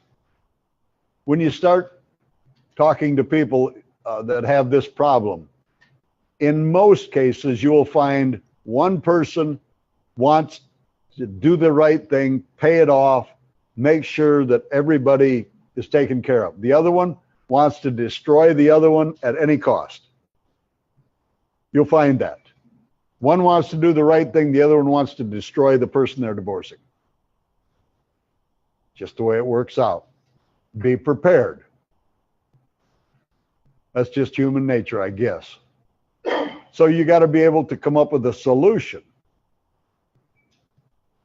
If the good one wants to pay off the property, you got choices. Do you pay it off? Do you do a subject to? What do you do? It's going to be hard to get terms. And the nasty partner is going to want cash. So are those the best property? Don't know. People who know other people that need to sell. You see, if you contact enough people and you tell them what you do, and you tell them that, if you know anybody that needs to sell, have them give me a call, will you? People will call you. And if you buy a house from those people that you ask to tell other people, and you pay them every month on time, when they know somebody, they'll say, I get paid by this Larry guy, and he's a great guy. He does everything he says he'll do. You will always get the phone call. So it's the deal beyond the deal that's going to make you more money. Real estate investor clubs. You got other investors. Do they ever sell property? Sure. My meeting on Monday night is networking, but we have people come in and pitch properties that they have under contract. We have other investors looking for properties. We hope they do business and they both make money. That's the objective. That's why that meeting's been going on over 17 years, every Monday, including holidays. Because it's a place where investors can get together, do business in a safe atmosphere. I don't allow any scumbags in. If there's any dirtbags that want to come in and take advantage, I'll throw them in the street. We're a family, we're friends. Right, Dan? Right, I made some money at a Sharia meeting, I was looking for a 1031 exchange. So the next man I never knew, I talked to him, he found me a property, I paid him $4,000 fine. See, we are a family, believe it or not. There's a few hundred of us that buy and sell houses, but you stick it to somebody and they all know it because we talk. So to take advantage of somebody over one deal, you got to be stupid because you just tainted yourself with everyone else. If you say you'll do something, do it. And I've had a couple at the meeting, I've shown them the door. I won't tolerate that. Supermarkets.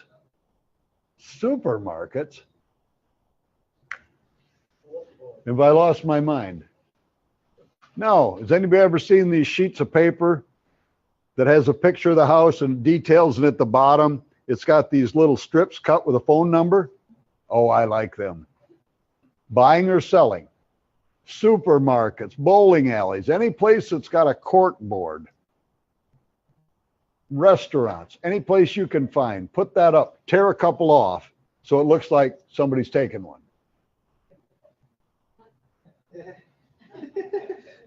What? I'm interested in my property.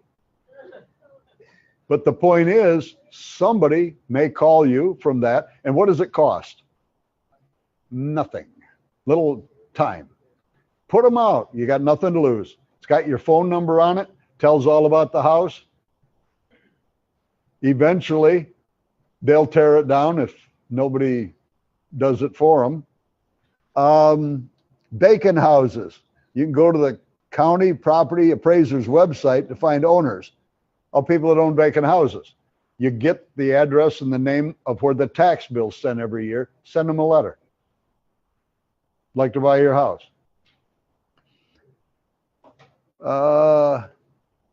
People recently lost their job. They might need to sell. But wait, you see, I look at things a little bit differently. I'm an investor.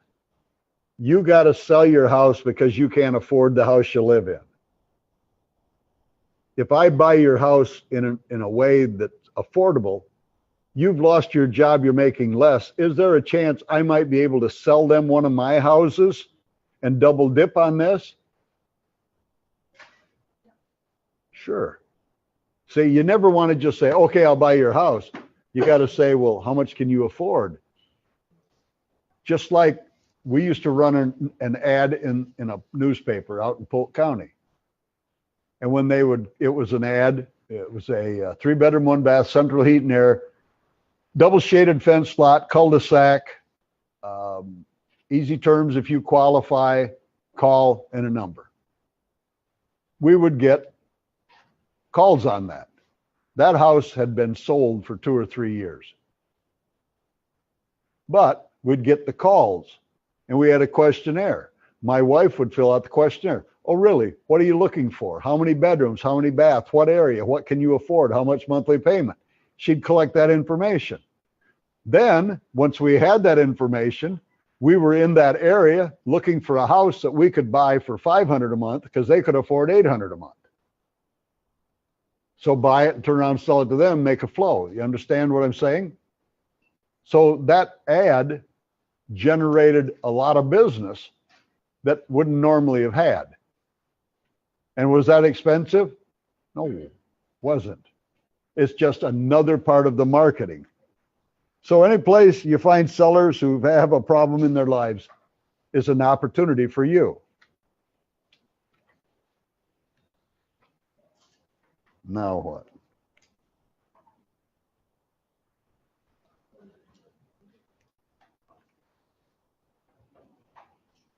Larry, Yes.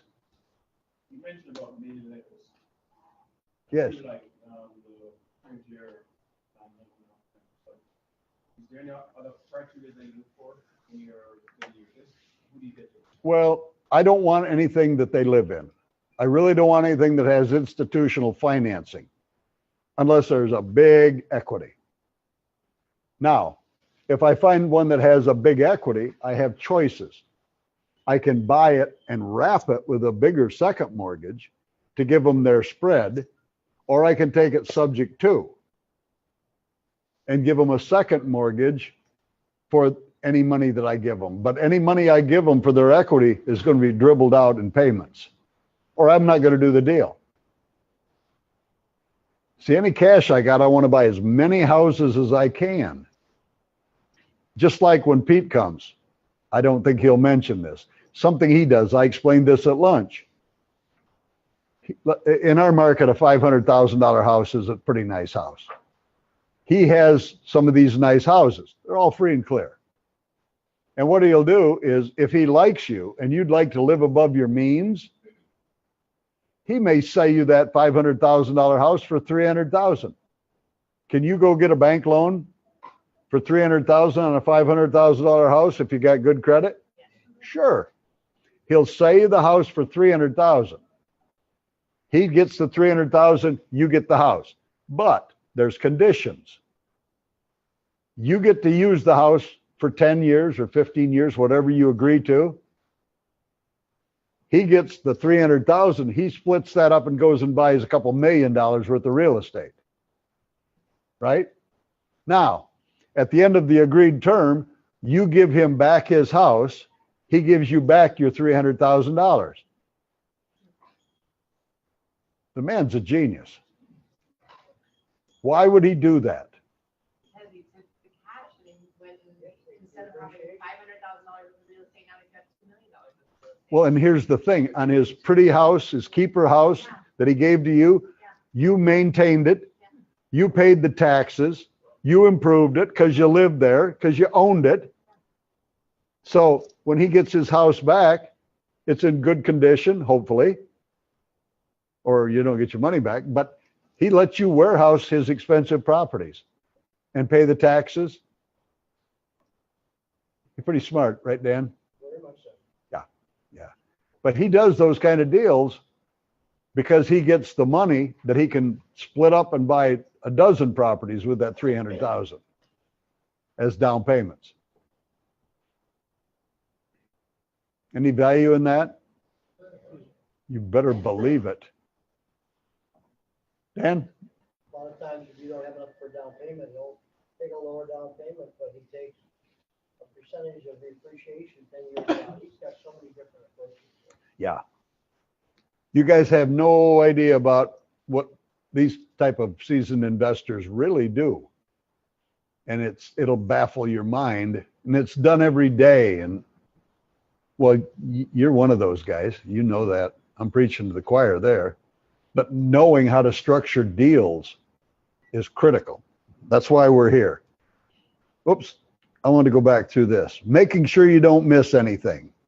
When you go to a house and you're walking through and you're looking at it, you want to make sure you don't miss anything while you're there.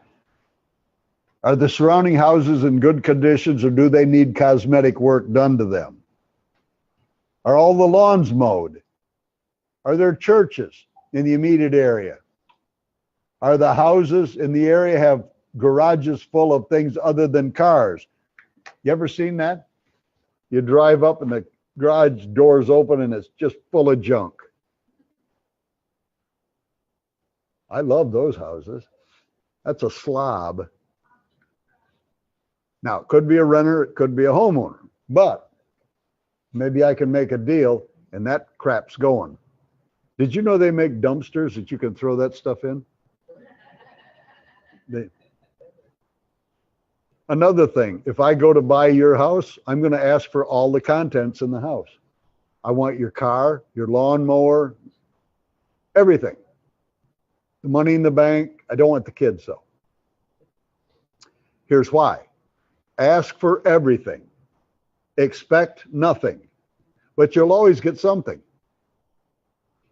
We bought a house in St. Petersburg where the elderly person had died.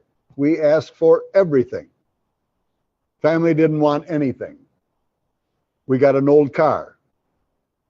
We got a riding lawnmower that we could sell. The house was full of furniture. A friend of mine did halfway houses down in Manatee County. We called him up. He come, took everything out of the interior of the house for his halfway houses, estimated the value, and gave us a receipt for it to write off against the taxes. Is that legal? Yes.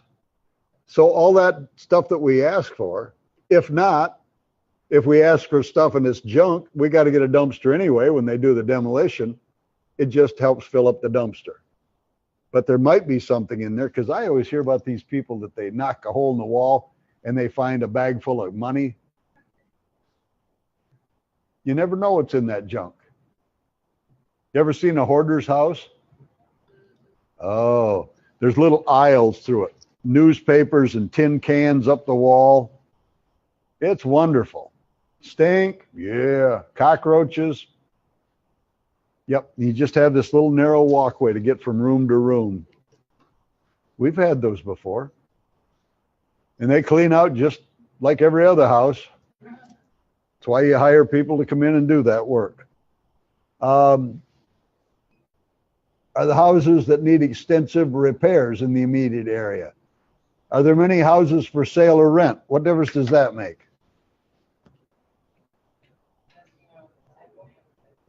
If there's a lot of houses in that area for sale, before you make your offer, you do some homework.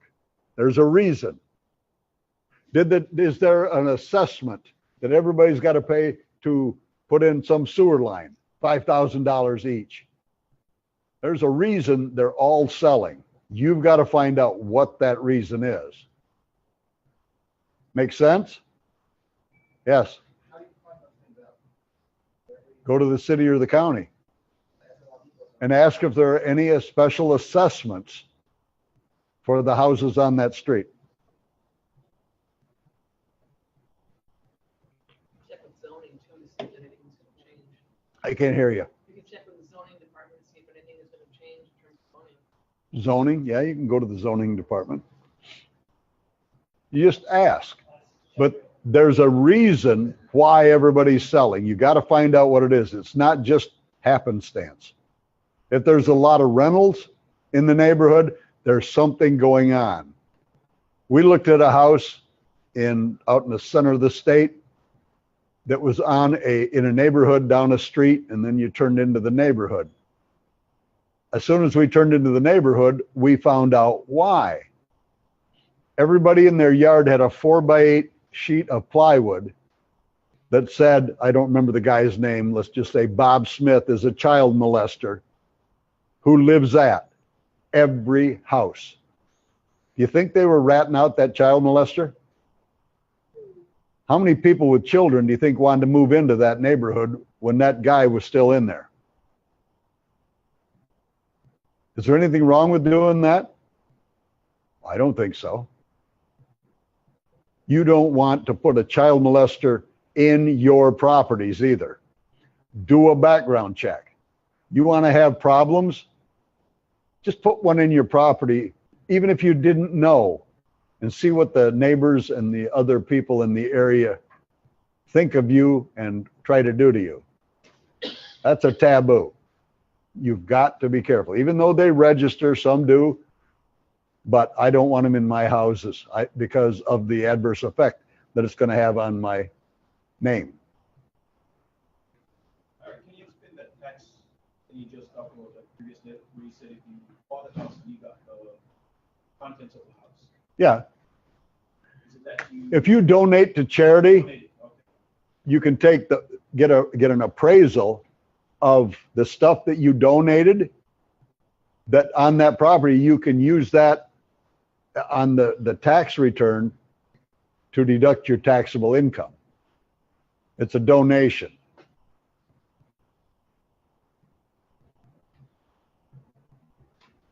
Just like every time I've got an old television that I took to Salvation Army. Ask for a receipt. Why? I'm going to write it off. I'm donating a good television. Why shouldn't I get some money back on it? Is it more effort than it's worth? Not to me. You have to take the itemized deduction. You have to take, but I do itemized deductions. Yeah, you can't do it if you do the easy 1040.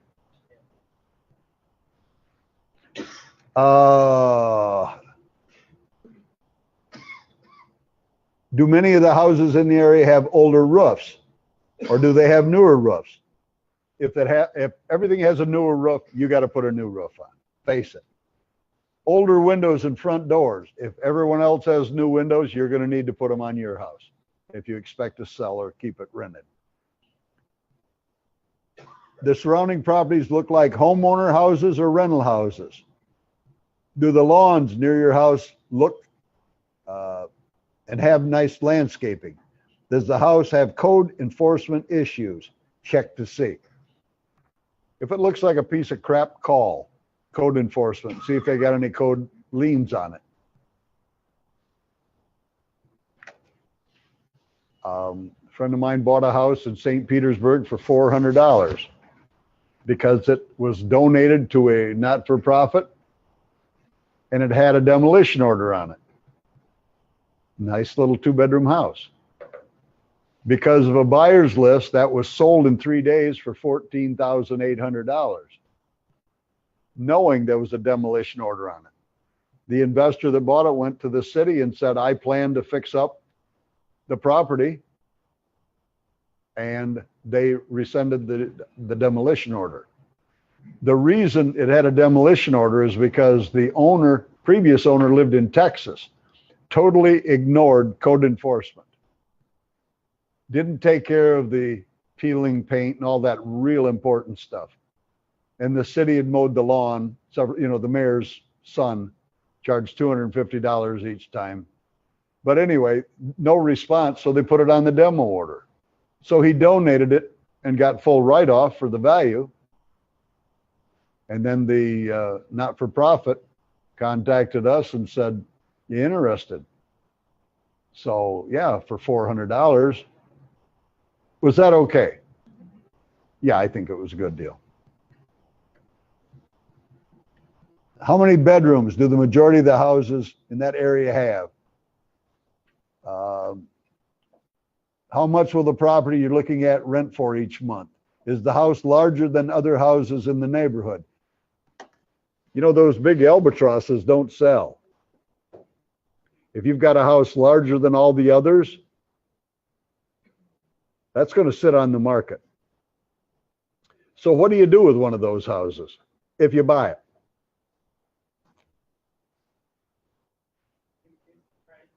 Do what? Well, you can, but what would you do if you bought it? Rent it out. Well, sure, of course. But how would you rent it out? Airbnb. No. That's what Tyler does. Get permission to make it an ACLF. Old people. Well, instead of putting an ACLF, Danny, what about if you put single beds in each one of the bedrooms and a small dresser and rented to people out of the VA hospital? Charge each one of them $600-700 a month. Pardon? That's also what Tyler does. That's what I do up in Memphis. Huh?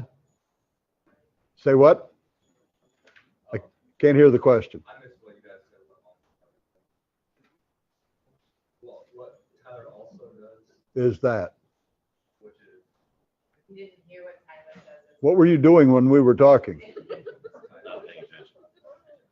Put him in timeout. Could you All right, in the corner. No, what I said was, if you have a big house with a lot of bedrooms, put a single bed in each bedroom, legal bedroom, and rent it to VA people. I wouldn't do homeless, but you could put people from the VA in there and charge each one of them $500, $600, $700 a month. Can you get more rent by the bedroom than you can by the single family living there? If you did do an ALF, like Dan said, my only problem with an ALF is you have to have staff on duty. So you've got to hire a nurse. You've got to have a nutritionist to feed them. Here's an interesting point.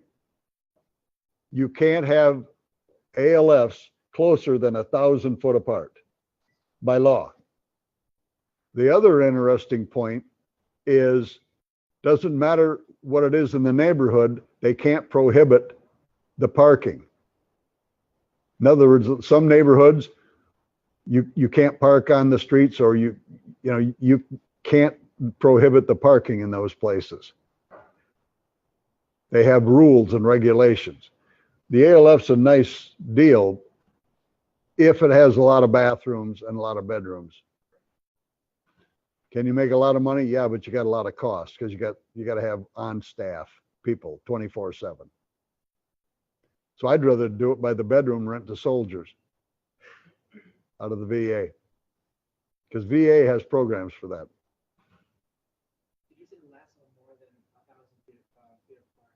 They can't be closer than 1,000 feet apart. So if you've got one in an area, you don't have any competition. All right, where are we at now? How much will it rent for? Is the house larger? Located near shopping? Is the property in the area of a good rated school? Is the property you're looking at on a busy street? Is there pride of ownership in the yards without grass and the cars parked in the front yard? What do you think the age of the neighborhood is? What is the age condition of the cars you see in the driveways? One of the things I used to do when I managed my own rentals, I would meet potential tenants at McDonald's. See, I'm a very wealthy man. I have offices worldwide with golden arches. And so I would meet people at a McDonald's. I would have them do the application, all of the paperwork, and then we would part company.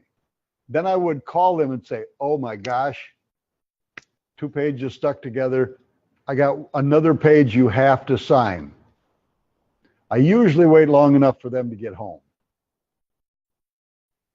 So what I want to do is I want to go where they're currently living.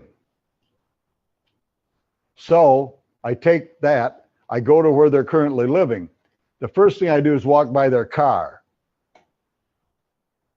If their car's full of junk, that's what your house is going to look like. I go in the house. If it's a mess, that's what your house is going to look like in 2 months. So I just qualified the tenant by what I see. Is that a fair assessment of a tenant? Well, of course it is. If they're, if they don't take care of their property, why would you want to put them in your nice rental? So that just disqualified them. But I don't tell them that. I get that signed, and then now the management company does all that I probably know who owns. Very important. What is the best use for that property? See, that's one you need to know as you drive through the neighborhood. What's the highest and best use? Is it a rental? Is it one to put students in? An ALF? Veterans? What is the highest and best use? Or is it a homeowner house? You'll realize that driving through your neighborhoods. If it's a bad neighborhood, it's not a place someone that can qualify for a mortgage that have small children is going to want to live. It's a definite rental neighborhood. So you have to know who you're dancing with. Do you know what I mean? What's the last one? Why do you think that property would be a good deal? Ask yourself, why do I think this is a good deal? What about this property makes me believe if I buy it, it's going to be a fantastic deal? See, nobody does that. Well, I do. I always sit down after I've looked at a property and say, did you miss anything? Why do you want this property? What about it makes you think you can make a profit? One of your laminated sheets is thinking through the deal. To think through the deal, I want to ask the important question. If I buy it, where am I going to get the money? If I'm going to sell it, who am I going to sell it to? See, all these things you want to think about before you make your offer. Because once you make the offer, you're screwed if they accept it, if you didn't take everything into consideration. Now, I know it's work, and I know you guys don't have time to actually do anything like that, but you better start if you want to be successful in this business, because those are real questions you need answers to. Any questions? Dale? How would you structure a probate, if they want 80,000 for it, it's a bargain to rent it out, you're gonna rent it out for a down payment, which not put anything down, or just say, how much do you need a month for it, if they wanna do it terms? Well, one of the things that on your laminated sheets, all of you, the first question is, why are you selling a nice house like this, even if it's a dump? Well, it's a dump. You want to say, why are you selling this piece of crap? That's really going to build rapport with the seller. Why would you sell a nice house like this? Number two, what do you need the money for? Where do you plan to go? Tell me all about it. I learned this from Pete. Oh, tell me all about it. I bet that's fabulous. Wherever they're moving to. Why do you do that? Get them excited about where they're going, less excited about what they're giving up. You have to ask them the certain questions. If you don't ask them the right questions, and I know some people don't have the courage to ask somebody, well, what do you need the money for? If you don't have the courage, you're in the wrong business. That's why they like to make their offers to a real estate agent, because it's non-confrontational. Negotiating with somebody is not confrontational. You negotiate every day with everybody you talk to. It's a negotiation. So knowing that you can overcome their objections, or you're asking the right questions. Once in all the years I've been doing this, I've been told none of your goddamn business when I ask them what they need the money for. And I laughed. I loved the old girl. And I said, well, you don't understand. I need to know what you need the money for, so I can figure out a way that I can help you get what it is you want. Oh, well, my husband had an operation, blah, blah. I'll talk about that tomorrow. So you got to do things on purpose. You got to find out what a seller needs, why they're selling, where they plan to go, what they need the money for. Because if they just want the cash because they went to government schools and they think that's how you're supposed to do it, it's up to you to convince them that's not what they want. Because cash is nothing but paper with green ink on it. They want what the cash can do for them. Find out what they need the cash for. Maybe you can solve the problem less expensively.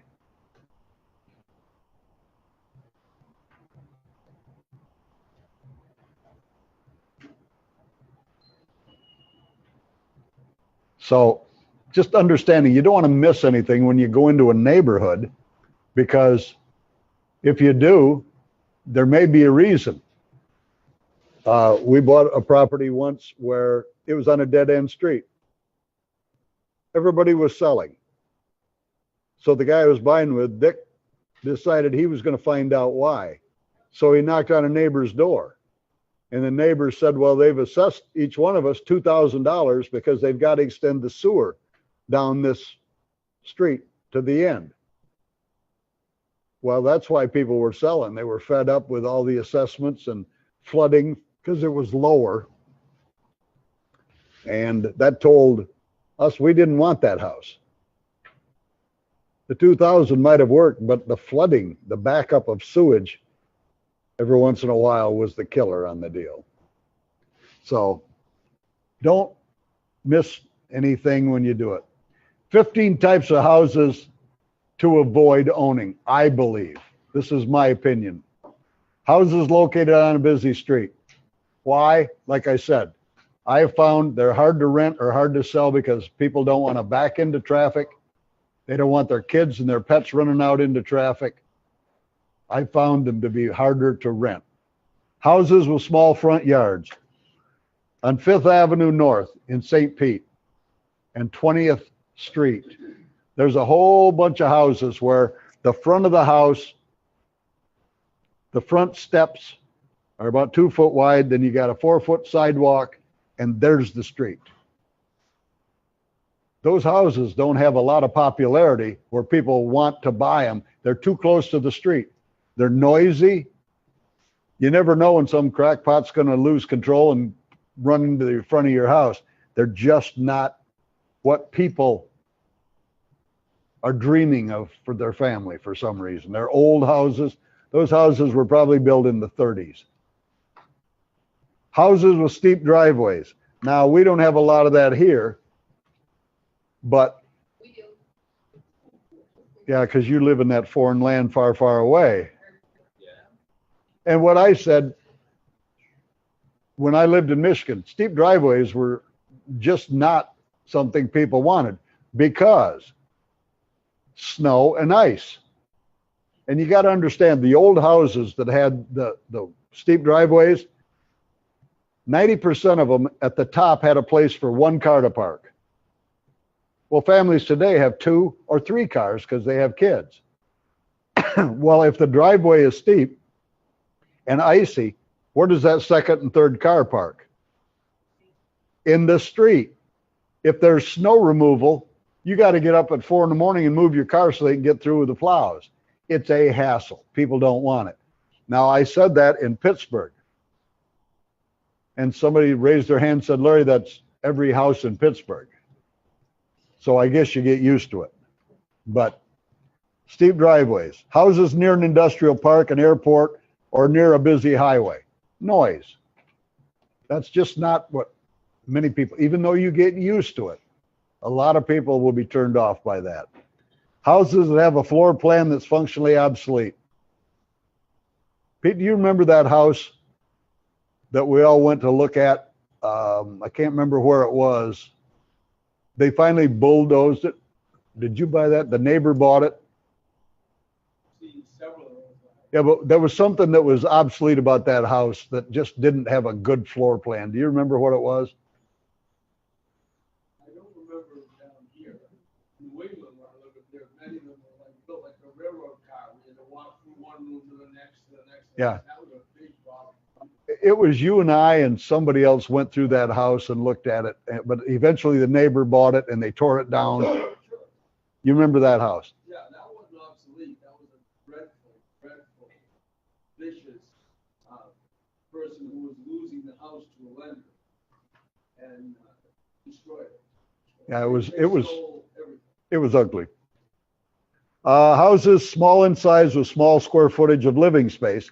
Why? Because even though we now have small house nation, that is not what most families are looking for. The ladies want adequate space. They want walk-in closets. 8 by 10 bedrooms are no longer what the ladies of the house are looking for, because you can't get your king-size bed in one of those. And people today have king-size beds and jacuzzis and, you know, all the good stuff. Houses with flat roofs. I explained why I don't like houses with flat roofs. They're just not aesthetic that people like the looks of, unless you find that one person that loves the looks of that type house. Houses built on or near low swampy ground. You know, not everybody wants a place where the backyard has standing water. They just can't wait for their kids to run around in ankle deep water with snakes. Another thing, mold. You'll always have mold issues, respiratory issues. Dampness is not good. You can't mow because your tires on your mower are always wet and it clogs up the grass. It's just not a place most people want that has a swampy yard. So if you find one, unless you're willing to haul in tons and tons of dirt and raise it up, I wouldn't want those places. Houses near a war zone, self-explanatory. Houses with poor curb appeal. Remember what I said about that study I read where the ladies wanted their home to be equal to or nicer than her family, equal to or nicer than their social circle. They wanted to be proud of what they have. So that's very important. The looks from the street is, and you know, $500 worth of landscaping makes a big difference in how a house looks. If you're going to spend money, that's a good place to put it. Houses in an area with a poor school rating. People want their children to go to the better schools. So you're going to have more trouble renting them or selling them in areas with poor school districts. Houses that are overpriced no matter where they're located. You know, if they're overpriced, unless you can create a great deal other than price, why would you buy there? Houses with small kitchens and bathrooms. Ladies, you love them little kitchens, don't you? Huh? You like them bathrooms where your knees are against the tub when you're on the toilet. No? That's just, yeah, you can, it's efficient. Those little 5x5 bathrooms don't get it anymore. Houses you would be embarrassed to own or live in. I've had a few. That's why I'll control them long enough to roll them over to somebody else, but I won't take ownership and fix them up. If I don't want them, there's the houses I don't want. I don't mind making a profit from it with an assignment fee, but I surely would not buy it to own it, to keep it, if it's something I'd be embarrassed to own. Suicide houses. Pete, we've had this discussion before. I won't buy a suicide house where someone died violently. Simply because if that property is sold to a family that has small children, I know people die in houses. This is the conversation we've had. People die in houses all the time, but I don't want those 10-year-old kids going to school. And when the other kids say, where do you live? Well, I live in this house. Oh, that's where the guy blew his brains out. Might that have an effect on the children? I don't want that. I don't want a house that has a pool as a rental. I've been taught by the best. I couldn't live with myself if someone's child drowned in that pool. I guess I'm an old softy, but it happens. I don't want any part of that. So that's about what I've got for today. You guys want to take a 10-minute break, and then Pete's going to talk to us tonight. What time do you have to leave? Whenever you're done sharing your opinion.